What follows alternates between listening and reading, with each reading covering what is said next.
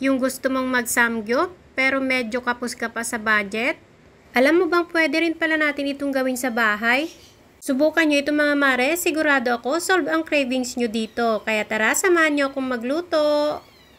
Gagamit lang tayo dito ng bacon, 250 grams lang itong binili ko. Kung marami kayo, dagdagan nyo na lang. Bale, hiwain ko lang ito ng maliliit. Pwede naman kayong gumamit ng ibang brand, mas mura lang kasi ito, tsaka masarap din naman siya. Ayan, kapag nahiwa na natin ito lahat, iset aside lang muna natin. Dito naman sa isang pan, naglagay naman tayo dito ng mga 3 kutsara ng butter. Tunawin lang natin ito. Then, maglalagay tayo dito ng harina. Halu-haluin lang natin hanggang mag-well incorporate na sila. Bali, 2 kutsara lahat ang nailagay ko dito.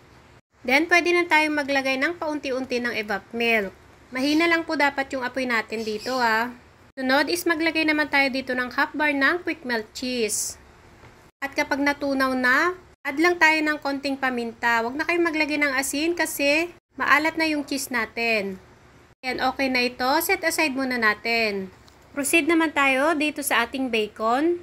Lutuin lang natin ito hanggang sa lumabas na yung pinakamantika niya or hanggang sa maging lightly brown na siya. Kapag ganito na yung itsura niya, iset aside muna natin. At para mas maging malasa, maggisa lang tayo dito ng kalahating white onion. At kapag medyo luto na, ihalo na natin dito sa ating bacon. Halu-haluin lang natin ito ulit. At sa puntong ito ay maglagay na tayo dito ng kimchi. Mga 1 kutsara lang yung ilalagay ko dito. Kung gusto nyo naman ng mas marami, pwede naman kayong magdagdag. Binili ko lang pala ito sa Korean store. Pwede kayong magdagdag dito ng iba pang pampalasa. Naalala ko, meron pa pala akong gochujang dito, kaya gagamitin ko na lang.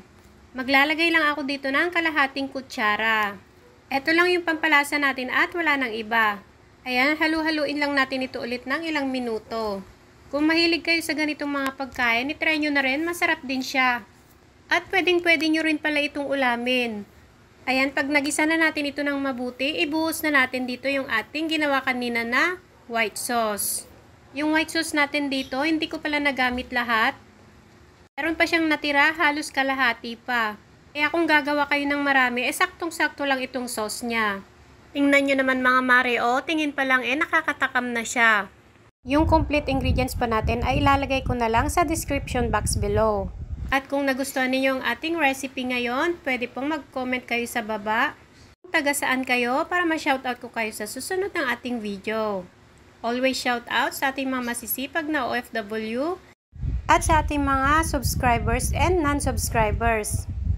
Maraming salamat po sa panonood. Bye everyone!